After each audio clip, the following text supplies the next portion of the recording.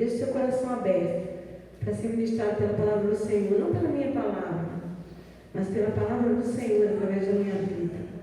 Porque essa palavra estava, como a gente fala, né, pastor, coisa aqui, ruminando alguns dias no meu coração. E no nosso devocional, a gente tem que sempre parar para papiar um pouquinho. Eu estava falando com meu marido, quando Deus me der uma oportunidade, eu vou falar sobre essa palavra.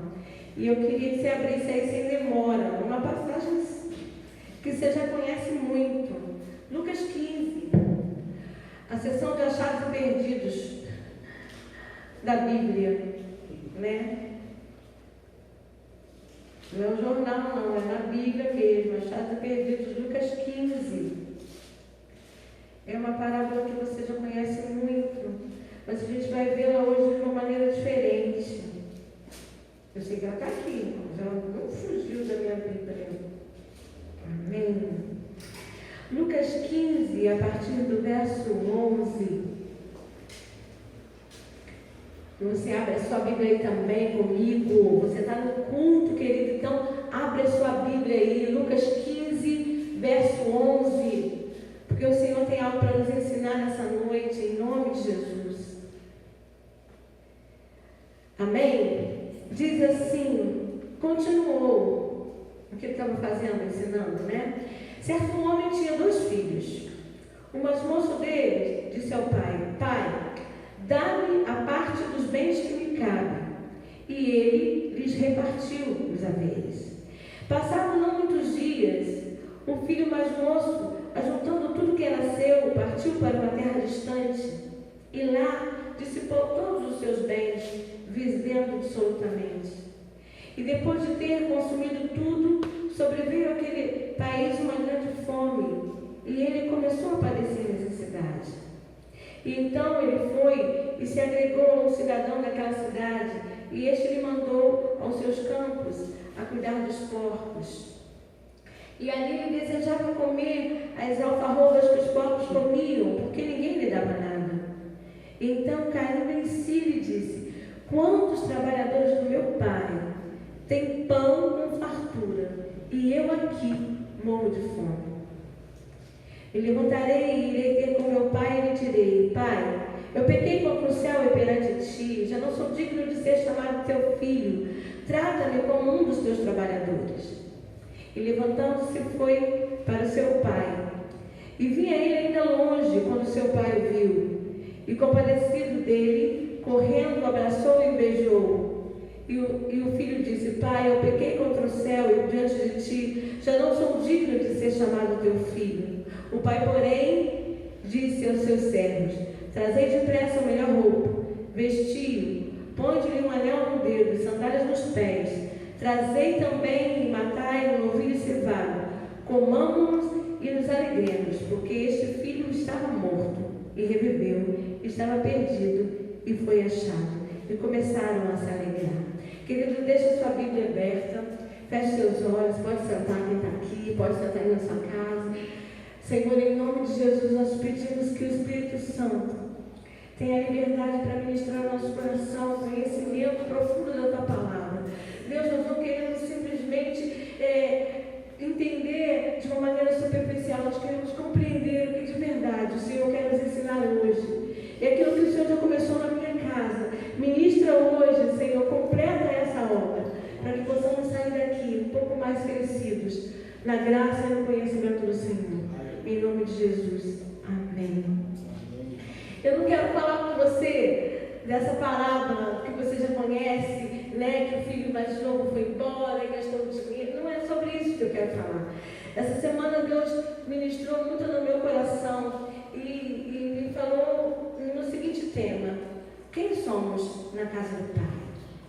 E ele começou a falar comigo a respeito disso, dessa frase, e comecei a pensar, porque isso remete a caráter, a postura, né, a comportamento. E caráter é aquilo que a gente é quando ninguém está olhando. Porque quando está todo mundo olhando, a gente faz tudo direitinho, né? A gente fala baixinho, a gente usa as palavras certas, usa o jeito certo de sentar, de se portar. Mas quando ninguém está olhando, a gente é quem a gente é. E exatamente essa questão do caráter que Deus começou a falar comigo. Quem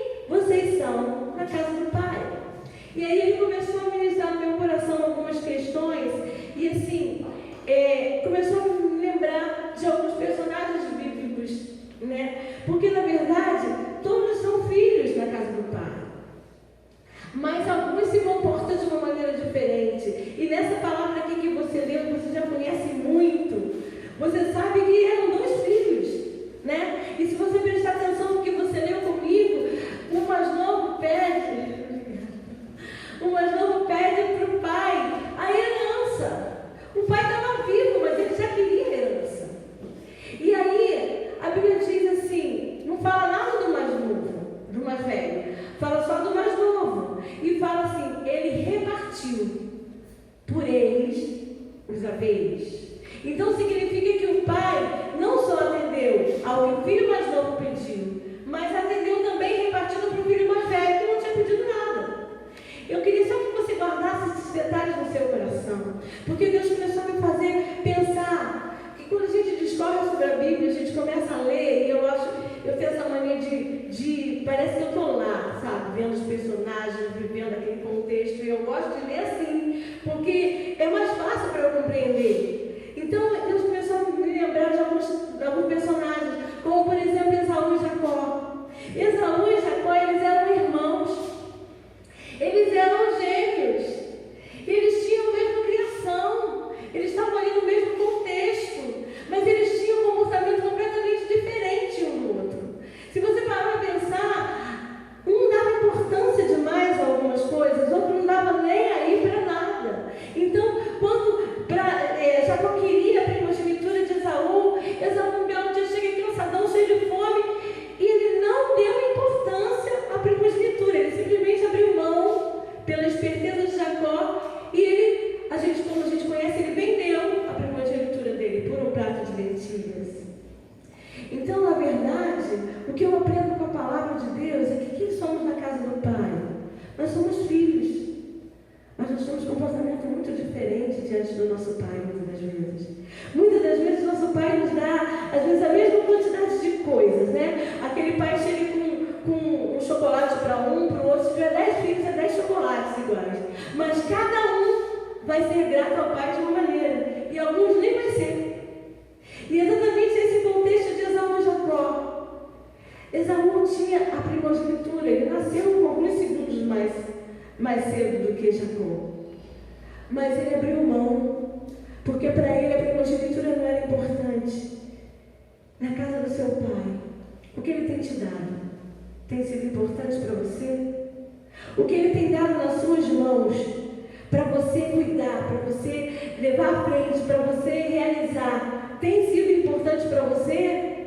Ou você tem feito como Esaú? Não, deixa para Jacó, eu estou com fome, eu tenho outras coisas, eu tenho outras prioridades. Porque esse é o nosso problema. Nós muitas vezes colocamos nossas prioridades na frente daquilo que Deus tem nos dado como prioridade. E a gente acaba se perdendo na casa do Pai. E aí Deus me fez lembrar de duas outras mulheres agora, né? Umas que eu gosto muito de conversar sobre elas. Ruth e Orfa. Elas eram noras de Noemi. Você também conhece essa história, né? Elas eram moabitas. E quando elas se casaram com os filhos de Noemi, Malom, Quilion, e eles morrem, Noemi então fala para elas assim: olha, agora eu não tenho mais filhos para que vocês se casem e gerem a descendência dos meus filhos. Vocês são livres para voltar para sua casa, para sua família, para os seus deuses. Vocês podem ir embora. E aí a reação de cada uma é diferente. Orfa simplesmente dá um beijinho na sabe e tchau, estou indo. Ela não pensou duas vezes, a Bíblia nem conta detalhes, só diz que ela foi, ela voltou. Ela quis voltar para os seus deuses, para a sua família, para aquilo que era dela, para aquilo que era importante para ela. E Ruth simplesmente falando nos textos que a gente conhece mais, né? Um texto lindo: o teu povo é o meu povo, o teu Deus é o meu Deus. Não insista para eu te deixar, porque onde você foi eu vou, onde você morrer eu vou morrer junto. Eu estou contigo o tempo todo. Eu casei com teu filho, não, eu casei contigo. Eu casei com esse povo, eu casei com esse Deus, é esse Deus que eu quero. E Ruth foi com ele, voltou para Belém. Você também já conhece essa história. Você consegue entender a diferença de filhos do mesmo pai, com um comportamento tão diferente? Orfa voltou atrás para os seus deuses. Ela virou as costas para o Deus que ela conheceu, o período de tempo que ela esteve casada com o filho de Noemi. Ela virou as costas para o Deus que ela conheceu. Ela teve a oportunidade de ser filha do grande Deus Todo-Poderoso, mas ela preferiu voltar atrás. Quantas vezes eu e você viramos as costas para Deus, voltamos atrás? Ele nos dá oportunidades, oportunidades, oportunidades, e a gente vive virando as costas para Ele, deixando para depois. Não dá tempo agora, estou ocupado, estou cansado, estou com dor, um monte de coisa a gente faz. Você consegue entender isso? Deus estava ministrando isso no meu coração. Ei, estou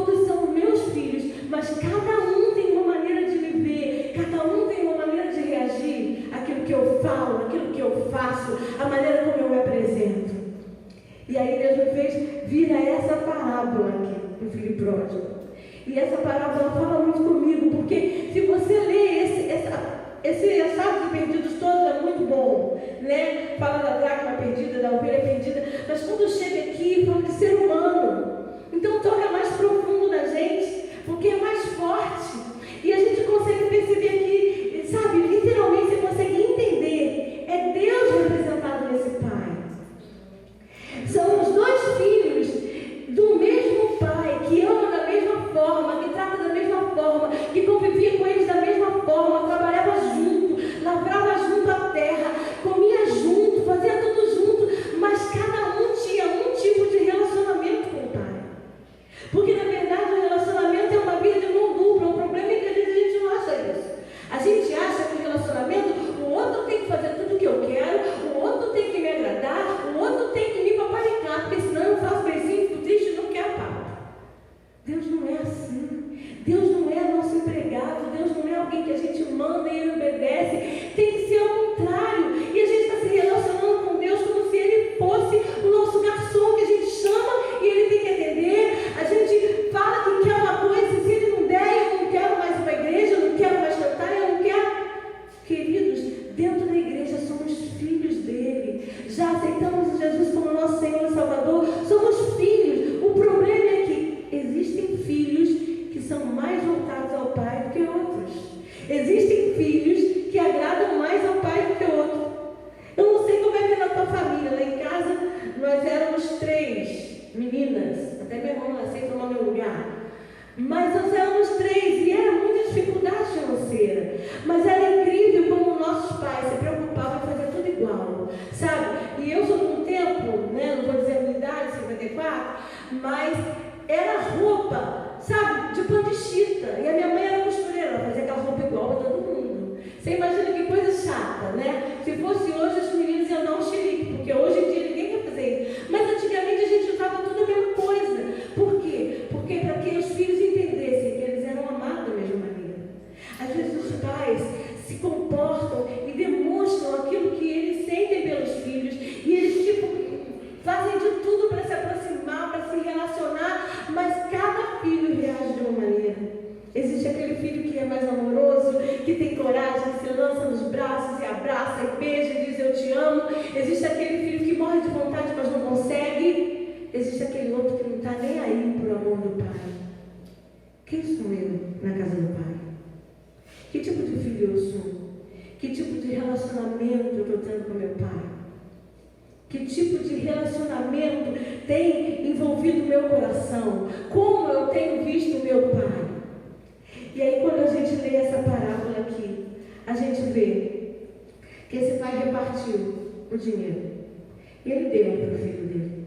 Ele não precisava dar. Ele estava vivo ainda. A herança é uma coisa que o filho recebe depois que o pai já morreu.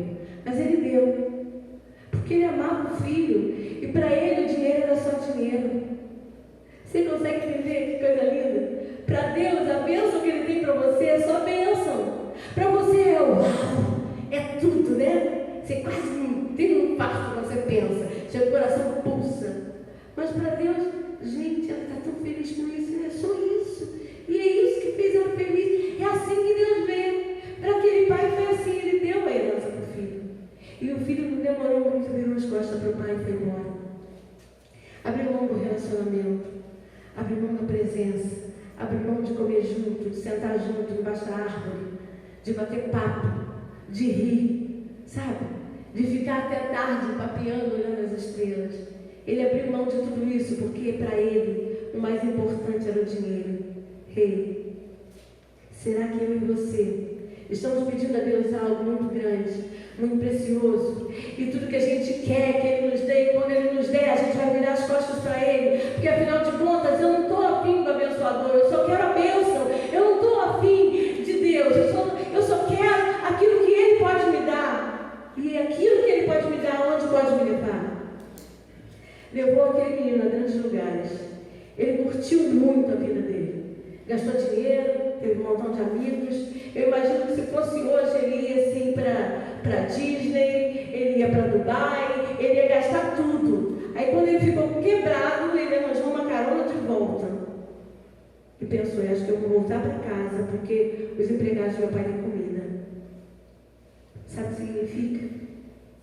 Quando nós abandonamos a presença do Senhor, quando a gente consegue, por um momento, cair em si, assim, sabe? Quando a nossa mente toma consciência daquela bobagem que a gente fez, a gente olha e fala, meu Deus, os meus irmãos não têm tanta presença de Deus.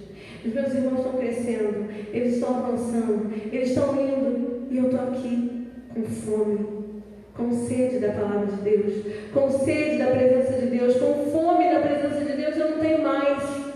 É isso que a gente sente quando a gente se distancia do Pai, porque a gente não é filho amado, não porque Ele não queira nos amar, mas porque a gente não valorizou o amor dele. Foi isso que esse filho fez. Aí quando ele pensa, eu vou voltar e vou pedir perdão. E quando ele começa a fazer o discurso, o pai dele nem deixa ele terminar, fala assim, ó, coloca uma sandália nele, coloca um anel no pé, bota uma roupa limpa nele. É o meu filho que foi achado.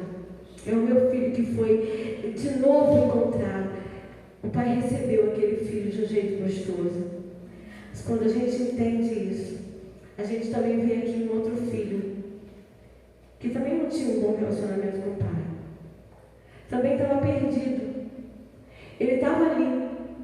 Ele desfrutava da presença física do pai, mas ele não tinha presença emocional, um relacionamento de amor, de amizade, porque ele não conseguia se aproximar, ele não conseguia se abrir. Talvez você seja esse filho que não consegue se derramar na presença do seu pai, que não consegue se lançar nos braços do seu pai, acreditando que ele vai simplesmente te segurar e rodar com você e te fazer sentir seguro como uma criança no colo do pai. Talvez você não consiga, porque você foi magoado, porque o seu pai talvez tenha sido muito bruto com você. Então, a comparação de Deus com o pai faz dificuldade para você.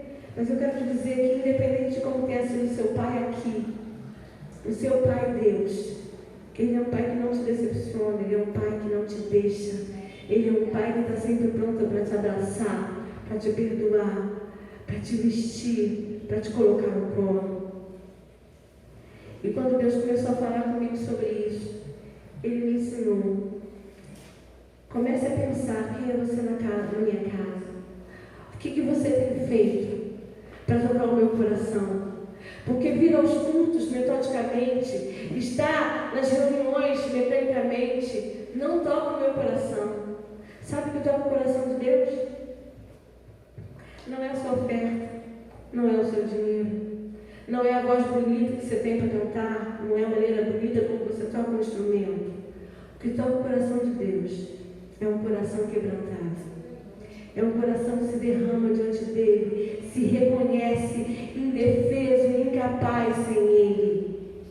Eu gosto de pensar nesses personagens tão diferentes. Eu gosto de pensar em Moisés e gosto de pensar em Jacó.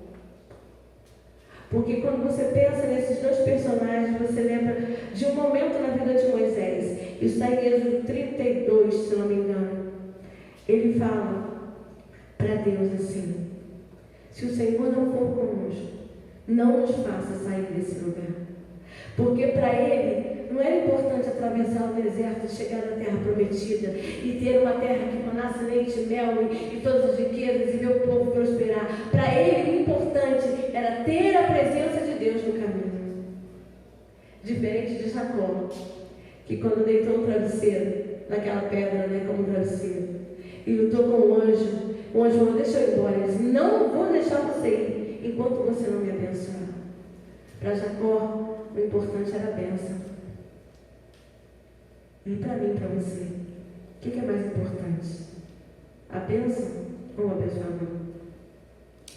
O caminho de prosperidade ou a presença dele?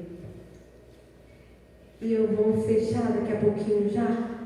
E eu só quero falar com você algo que Deus me fez lembrar, que Ele me deu um tempo atrás, sobre o trigo. E essa passagem está em Mateus 13, se você quiser ler depois. É a parábola do trigo de joio. Essa parábola diz que o semeador semeou o trigo. E enquanto os trabalhadores dormiam, o inimigo semeou o joio. E eles cresceram juntos. E quando eles viram que estavam crescendo juntos, eles falaram para o dono da terra: deixa, e agora? Se o inimigo semeou, quer que a gente arranque? Ele disse: não. Se vocês arrancarem o joio, vocês correm o risco de arrancar o trigo também. Deixa crescer junto. Deixa que na hora da colheita eu vou separar o trigo do joio. Porque na hora de peneirar, o joio vai embora no vento. E Deus me fez pensar nisso. Porque na casa do Pai, somos todos filhos. Somos todos filhos. Mas nos relacionamos com o nosso Pai de uma maneira diferente. E tudo que o nosso Pai quer é um relacionamento de amor, de submissão, de devoção. E quando eu pensei nesse episódio do trigo, eu ouvi uma vez, há muito tempo atrás, uma ministração sobre isso. E isso ficou na minha mente, eu nunca mais esqueci. Foi Helena Tanuri que disse isso. Eu gosto muito das pregações dela.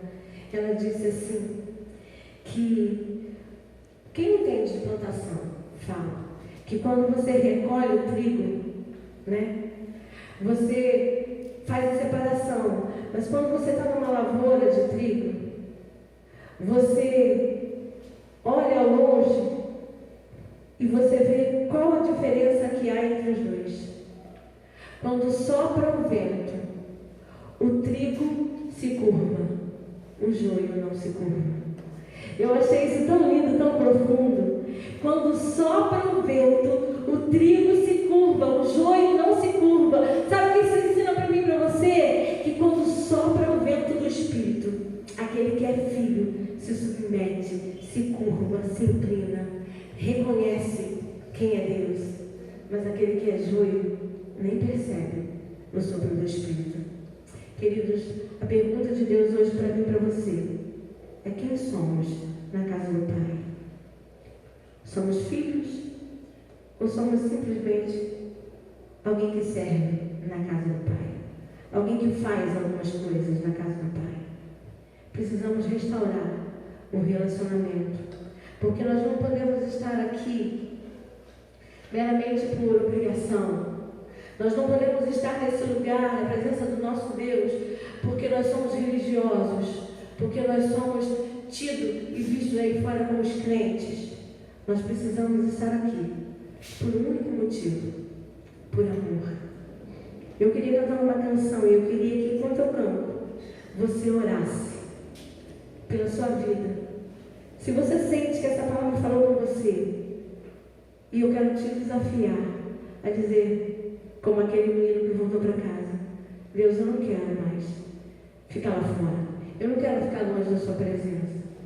Eu quero restaurar o relacionamento que está frio, que está distante, que está quase perdido, ou que já está perdido.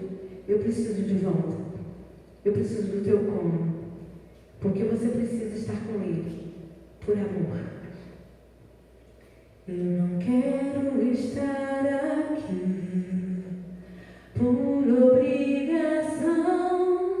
Eu não quero estar aqui por religião. Eu só quero estar aqui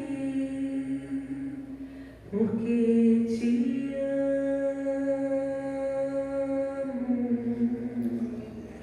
Eu não quero estar aqui para fazer uma canção.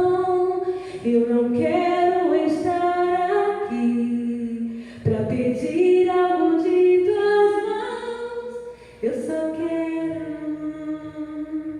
estar aqui porque te amo.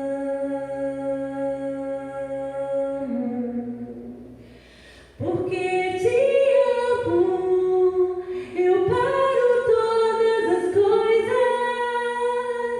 Porque te amo, eu me prostro diante de ti. Porque te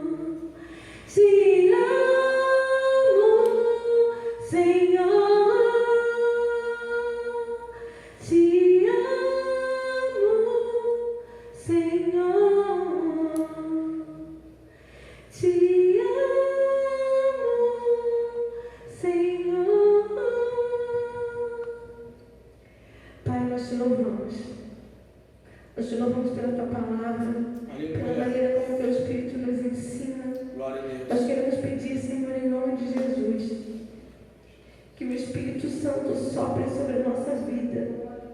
E a gente seja na tua casa, no teu campo, o trigo, não o joio. Que a gente seja um filho que ficou, mas não de um relacionamento quebrado, não de um relacionamento distorcido, equivocado, mas um filho que ficou porque ama o seu pai, porque deseja estar com ele, comer na mesa com ele, estar com ele, desfrutar da presença e da intimidade com ele. Senhor, em nome de Jesus, nos faça reconhecer que somos filhos, recebemos o poder de sermos feitos filhos do Senhor, porque recebemos a Jesus no nosso coração. Então não aceitamos viver de qualquer jeito. Deus, ajuda-nos a ser filhos e filhas do Senhor, que desfrutem da presença do nosso Pai, do colo do nosso Pai, que a gente esteja aqui por amor, por desejo, por devoção, por entrega, porque o Senhor é o nosso Pai, é o melhor que a gente poderia ter. E nós agradecemos pelo privilégio de sermos seus filhos. Em nome de Jesus. Amém. Eu agradeço a oportunidade. Eu passo a palavra para o meu pastor agora. Eu quero te desafiar. Seja filho da casa do seu Pai. Deus te abençoe.